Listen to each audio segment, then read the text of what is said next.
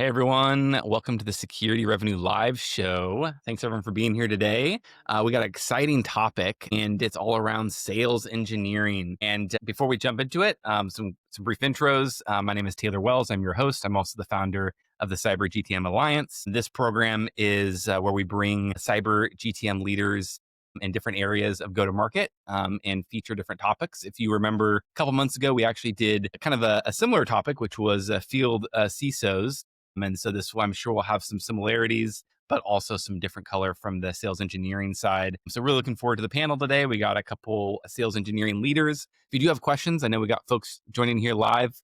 Please put them in the chat. I'm happy to answer them. And so yeah, put them in the chat. This will also be recorded. So if you want to share it with your team afterwards, we'll send out the recording later. So let's jump right into it. Let's do some introductions. Tony, would you mind introducing yourself? You bet. Hey, Taylor. Hey, folks. My name's Tony Kelly. I live in Houston, Texas. But this week, I'm in Las Vegas for the AWS reInvent show, which is phenomenal. And no surprise, it's all about AI, you would see. I have been building and securing networks since 1990. I started my career in IT. I was a wide area network engineer for DuPont, building networks for 144,000 employees. But about 5.5 years in, I decided to go work for Cisco Systems. And ever since, I've been in the sales engineering world as an SE, as a manager, as a director, as a mid-level executive, if you will. Had a great career at Cisco. Then I jumped over into a pre-IPO company where basically I kind of rebuilt my entire career again, but in cloud security. So think secure access service edge with companies like Zscaler, Netscope. More recently, I'm with Fortra.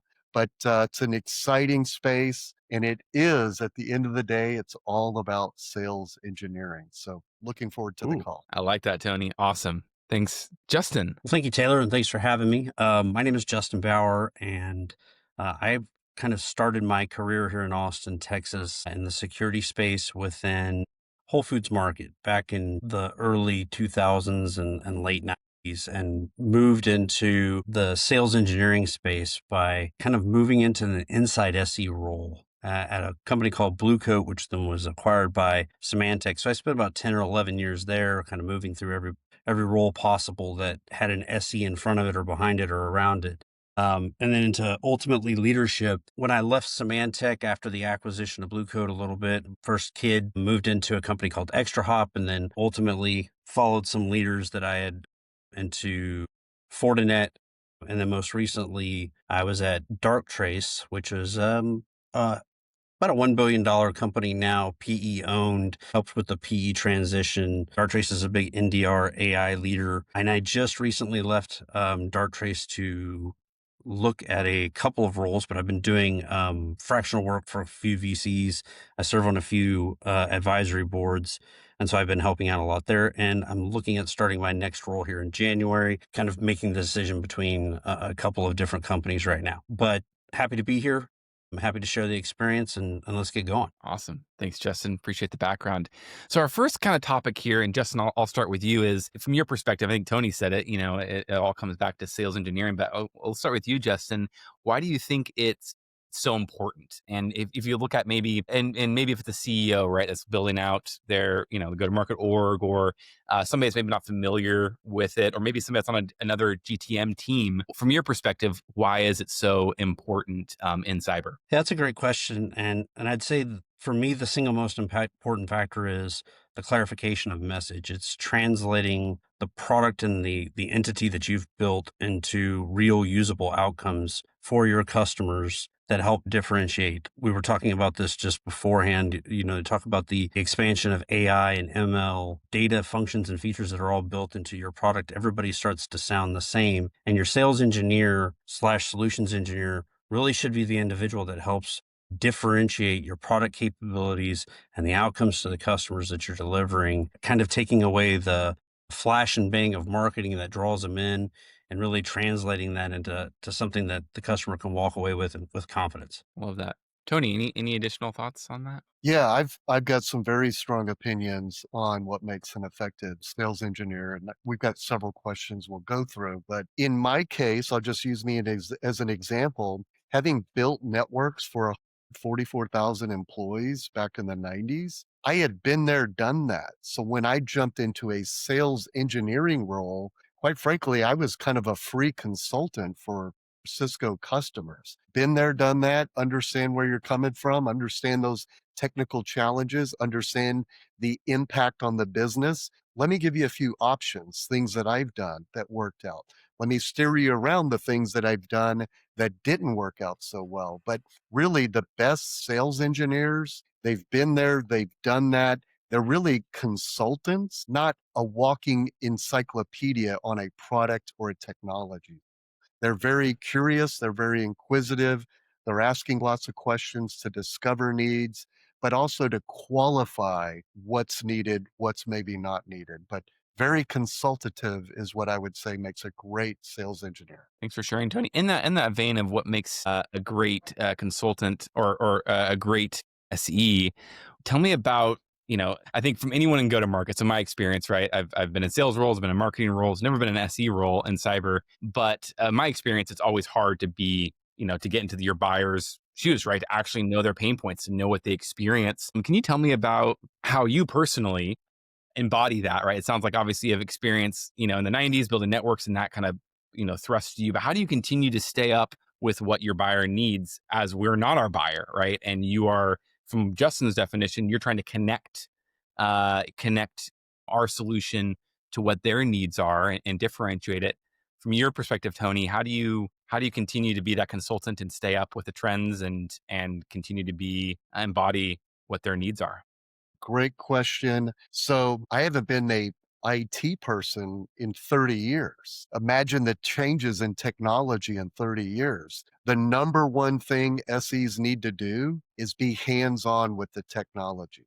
Have your own personal lab, have a demo environment, do POCs, shadow your professional services orgs, go on site with your customers, but stay curious, stay interested. Don't just memorize acronyms. The latest one for me these days is DSPM. Don't just memorize acronyms and spew those out. Really fundamentally get to know and understand the tech, but better yet, why that technology is important to the business, right? Be curious, ask lots of questions, shadow your peers that are doing really well in a certain technology area. But really, you've got to be engaged and stay hands on. That is the key thing. I'll give you an example. Here at Fortra, data classification is a very strong solution for us. But why do you need data classification? What problem does it ultimately solve? I've known of data classification for 10 years, but now that I'm at Fortra, it's like, let me understand why this is so critical. And it all boils down to the practitioners, the data protection practitioners. Their biggest challenges is the number of false positives. Data classification, when used correctly, dramatically shrinks the number of false positives. So it makes that data protection analyst, their job so much more efficient when they squeeze out all the false positives when employing data classification properly. So that's just an area where I took the time to learn that inside and out. It was new to me a year ago. Now I've perfected that as an SE, which as an SE leader, I feel like I need to role model the job. So I'm always personally staying hands on. I love that. Justin, any thoughts on um yeah, how do qualifications or the characteristics of an effective SE? Any additional color you want to paint from your perspective? Sure. I mean, I agree 100% with everything Tony said, by the way. And I think it's important to be, the more modern SE has to be more proactive than ever. So proactive in understanding the market through being parts of organizations have always been helpful to me. If you're not going to OWASP or ISAC meetings on a regular basis and figuring out what your peers are doing, you're probably missing the boat. Those are great organizations to own and kind of rub elbows, but with your actual customers, exploring what they're doing beyond the product sets that you're in.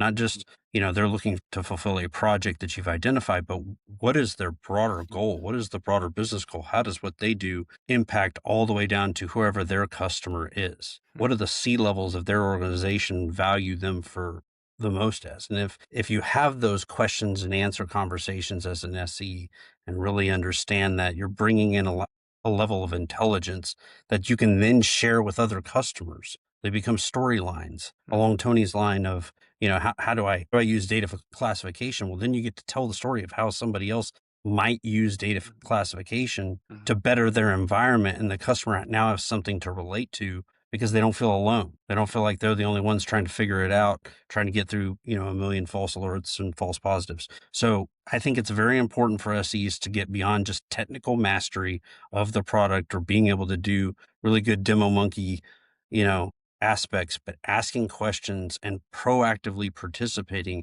in all of the aspects of the go-to-market process helps. And, I'll follow that with saying there's no reason an SE can't be part of product marketing or the customer acquisition go-to-market motions, the channel motions that are there, or just being thought leaders beyond just being vocal and reposting on LinkedIn, but participating in events, networking and going to these events that I just mentioned, or being part of customer retention. Like, all of that gives them the educational ability to stay up with trends and really figure out kind of what the opportunity cost of the product that they're going to market with is. I love that.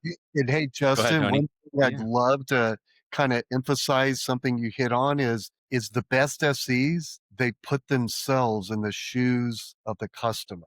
Their product, their solution, it's probably one small aspect to that customer's overall enterprise architecture, overall cybersecurity program. So really taking the time to understand the customer and their broader requirements, challenges, that really sets you apart. So it's not just all about your product, your solution.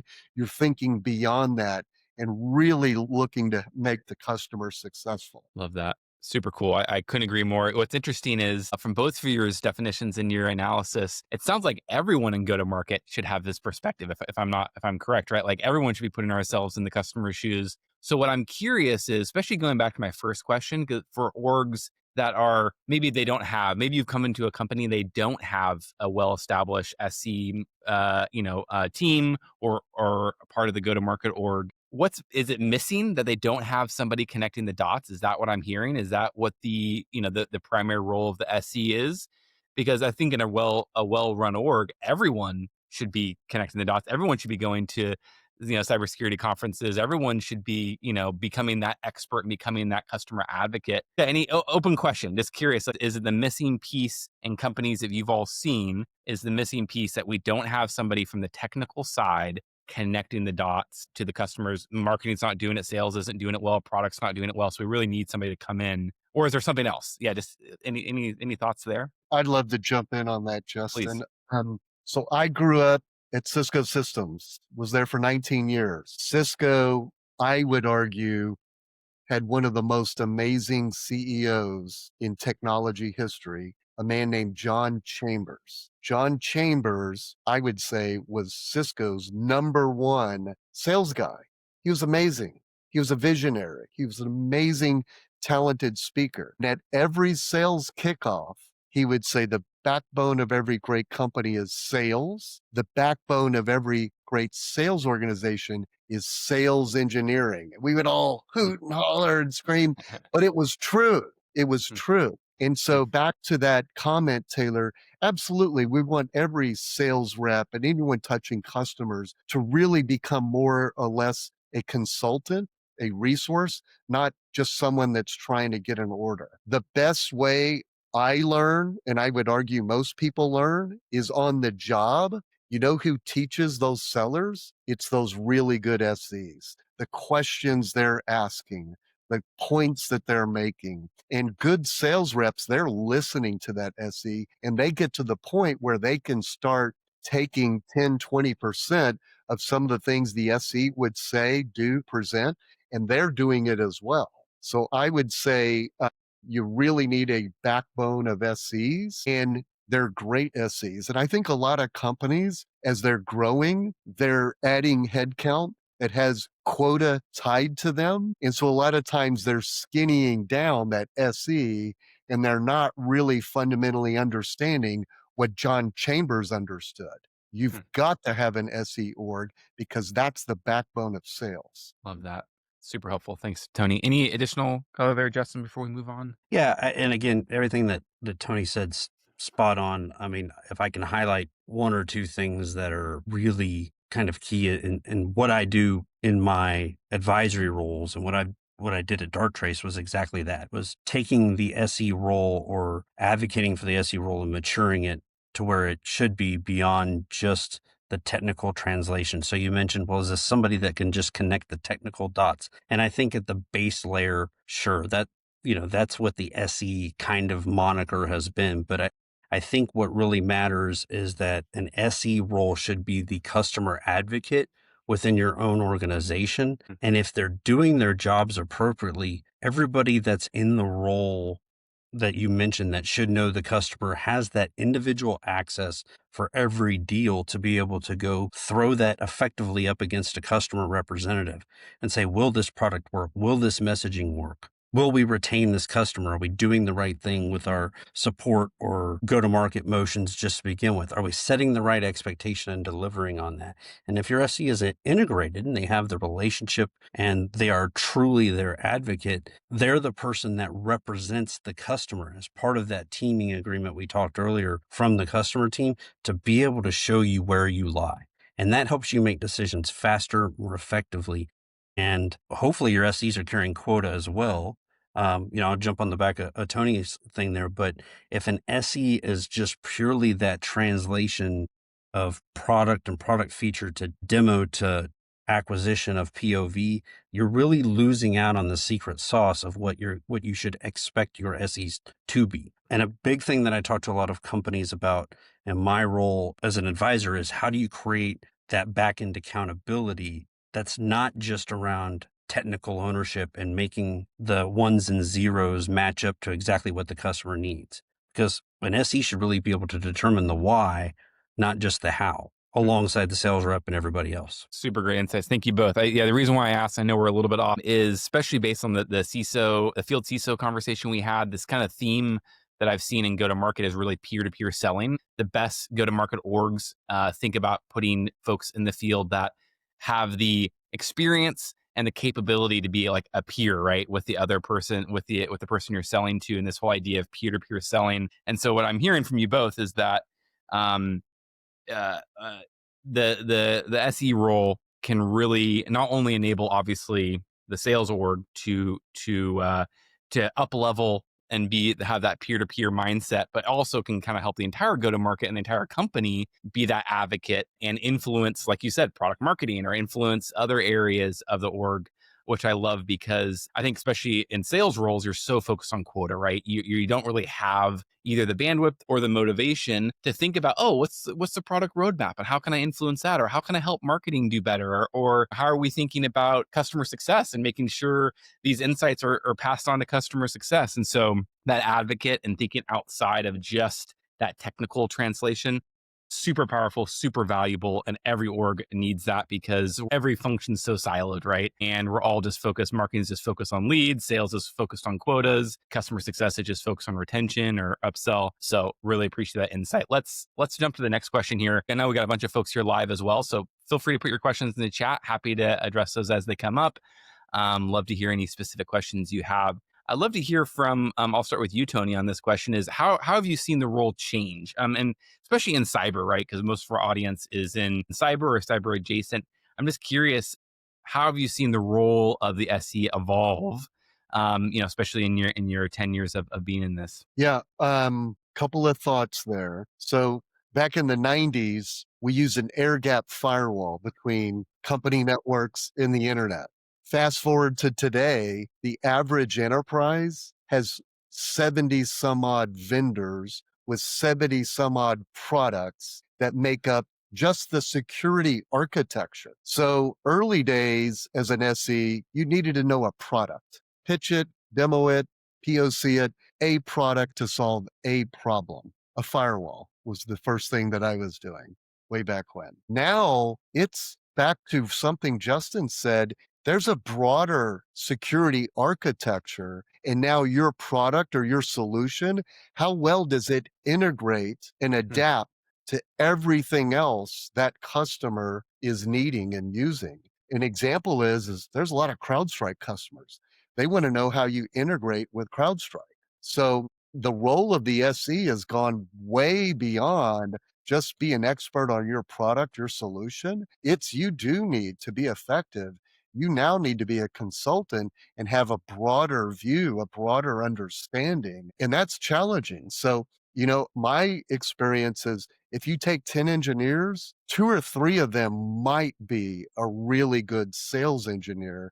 And that's because they've got that broader consultative mindset, but the experiences that kind of go with that. So it is a big challenge. It's a big difference. Yeah, it's fascinating. Yeah, the market landscape and just yeah, the tool sprawl or yeah, that's fascinating. That's a great insight, and I think having that perspective of understanding all the different players in the market, and every customer is going to have a different tech stack, and they're going to be using different things, and how does your product relate and integrate, and the value props they have on their end, and the pros and cons, and super interesting. Justin, any thoughts on how you see the role evolve in your experience in cyber? Sure. I mean, I'm going to pile on to Tony. I mean, the customer environment and the customer responsibility has grown exponentially, but the customer's budget and the amount of people that are in IT as part of the actual revenue of companies going from 11 to 12% doesn't necessarily lend to exponential growth from a retail customer or manufacturing customer. So we're asking the IT folks that are customers to handle more tools with the tool sprawl, to do more and really with less people. And so, the SE role has also become less of a, hey, here's my product and let me teach you how it's the better between the three. It's also, let me show you how you integrate and use this product and become an enablement force to smooth out the day to day. And I think where we bridge the gap as SEs, that's really, really helpful for companies, both from sales and marketing and even product owners, is to say, yes, your product does all of these things. That's where your field CISO role can kind of get closer to the customer as well. But where an SE differentiates is actually relating that on an individual one-on-one basis. And that evolution has gone exponentially higher in both interaction and content and knowledge and integrations. Super interesting. I love that. And thanks for differentiating your field CISO and the SE, and how you analyze that. Looks like David has a question, and he asks, "Can we talk about some of the best practices for first principles of an SE organization? How do you ensure customer succeeds during the pre-sales process?" So just kind of best practices or first principles. I know we probably heard Tony's a consulting, obviously keeping up with the trends. Any additional thoughts on, yeah, what are those first principles? And I know this wasn't on the agenda, but it should have been building an SE team. I think that's also something. I know we got a lot of leaders on this call. How would you think about, like, obviously building, kind of the first principles for SE, and then how do you build that into a team and scale that? Any thoughts? I'll start with Justin. So I'll say that this is where the relationship between sales and SE becomes so vitally important, because the biggest thing that I can say that drives success of a customer is understanding what the desired outcome is. Not just the budget, not just the project, but where are they ultimately trying to go? And how is that quantified in a representative statement through value before you ever get started going too deep and too wide into all the magical things that your product can do? You have to understand the customer, you have to understand their business, and you have to understand their need. And the SE and the salesperson need to be on the same page as to what they believe they're solving for. And when they go through the process of quantifying and qualification and getting to that, they take those numbers and they represent them realistically, both as physical numbers, revenue, impact, budget, whatever, but also the soft costs of doing the business and what the customer is already going through and how they improve. If each person on that sales team, the SE or the salesperson, the sales director, the SE manager, the CISO, are all focused on really driving that same value, and they're able to present that back to the customer at the end, I think that's where you can show measured success. If you're going in the pre-sales process and simply saying we do all of these things, but you've never gotten to the why, and you've never been able to figure out how to make it make sense against any of either time or budget or both, I think you're really at a loss. And I think that's where a lot of people come back and they're like, now I've got this relentless scope creep because the customer thought I was going to solve everything that could possibly be under the earth, moon, and stars. And we're spending hours and days trying to get this customer stood up. They don't even know what our product does. And I'll toss to Tony to see if he's got any additional Yeah, comments. and so I'm gonna try to pinpoint three things. When you have a really good sales rep that's been learning, great questions, things to bring up. I love it because that's giving me time on the SE side of things to kind of fine tune what am I going to present? What am I going to emphasize? What am I going to demonstrate? Oftentimes I've got 20 slides I could present. No customer wants to sit there and be just lectured and you're missing the mark. So when the sales rep does a really good job of kind of qualifying, validating what is the need, what is the pain, it helps the SE go, wow, I'm going to go to slide 12. That's what I'm going to talk to. I'm going to make it an interactive conversation. And I'm going to be more specific, not broad. And when I do a demo, it's going to be about a use case, emphasizing that feature, that function, that product, but from the lens of how am I securing and improving the user experience while protecting the business. So kind of that the yin and the yang of how a sales rep and an SE can be a really great team, that's huge. Now, on the demo side, I want every SE to have an expert demo experience. Whether you're a junior SE, new to the team, new to the company, or you've been there for 10 years and you've mastered your role, I need a global demo environment that's really well defined with use case based demos that are scripted. So that's a key best practice. Beyond that, though, more and more, so many deals require a POC, a proof of concept, proof of value. How do I get repeatability of how every SE excels at that POV? Because we have a standardized test plan template to follow that's been defined by the most senior experts. And to get there, I want to give a shout out to a company that I've recently learned about called Proverity. Proverity is a SaaS platform that was built by SEs for SEs, and it's kind of like Salesforce for SEs, something we've never had.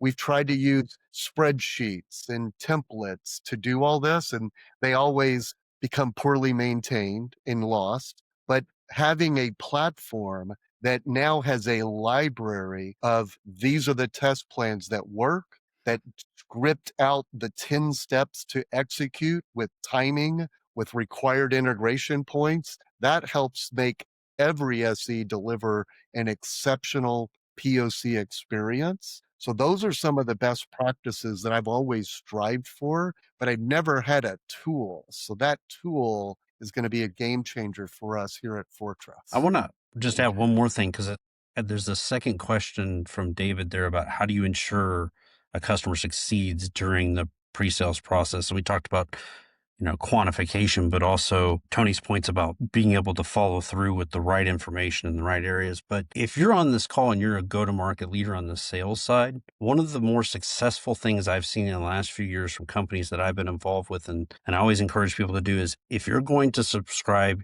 your salespeople to a sales methodology or a sales practice, which are a little bit different, the difference between maybe MedPick and say force management. Invest in your SEs. Make sure that they also understand those steps and those processes and those phrases even that your salespeople are using, and it will help you tremendously in getting a good full swing into go-to-market success, especially in pre-sales, because you'll have them kind of in lockstep.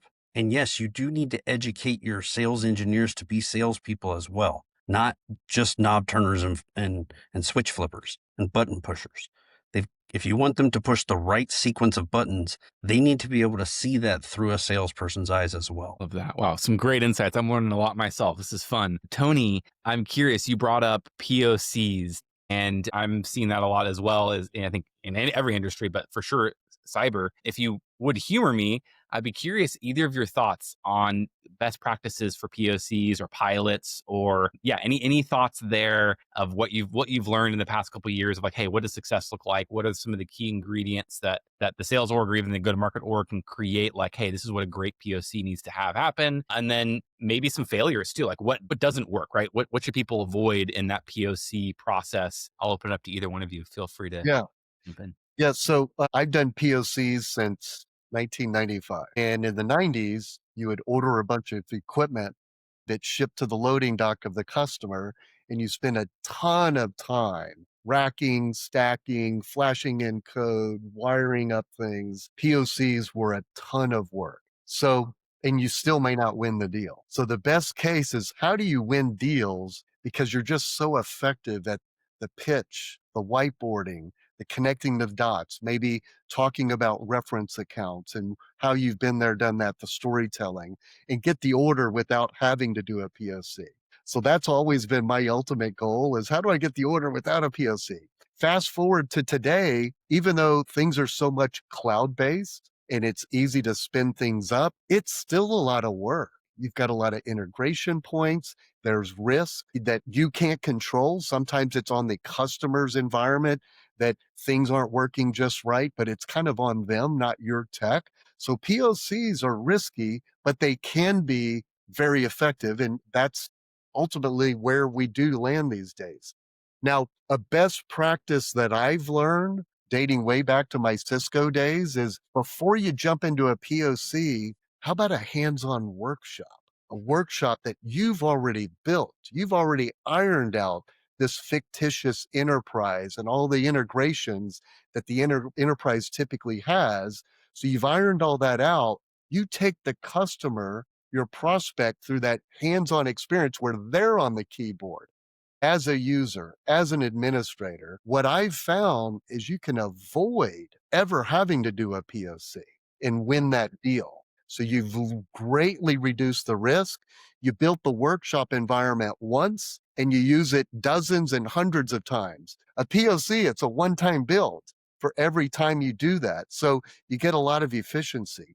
But the last thing about that workshop experience is, let's say they still want to do a POC. Now, maybe in the scope of the POC, maybe it's down to 3 things to test, not 20 things to test. So you could really shrink the amount of things you need to test, and thus that risk, that exposure. So that's what I've seen really be effective. And because we want that repeatability and we want to get more wins with the least amount of work possible, but still establish the confidence with the customer that, hey, this tech works, it's going to work for us. Super interesting. Before Justin, you jump in, I'm curious, Tony, is there anything, this workshop idea is fascinating.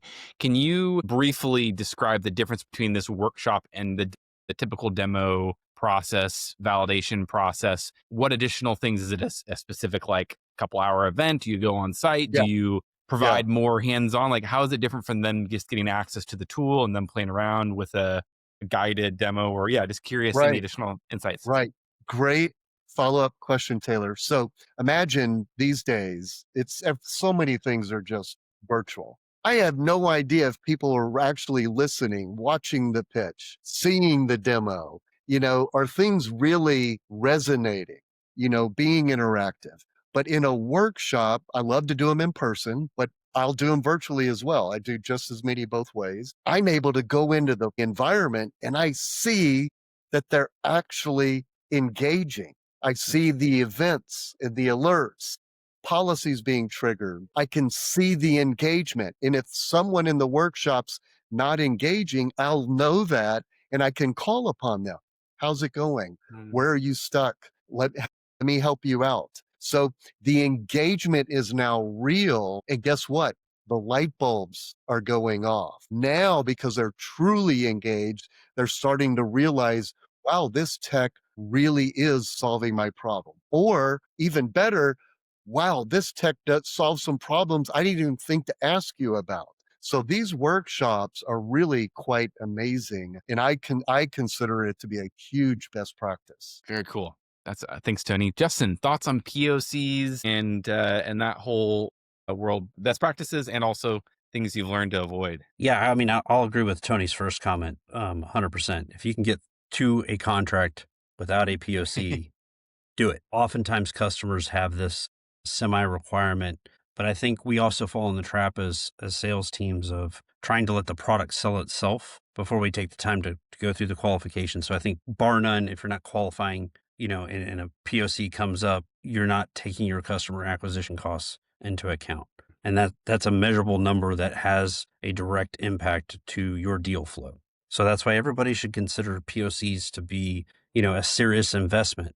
And then I love Tony's, workshop idea. There's tons of technologies that you can go out and provide customers that are, in tire kicking mode, that aren't fully qualified, but are definitely things and people that you want to set up to succeed. Use your channel resources and create environments for them and allow them to go and handle those customer interactions as well.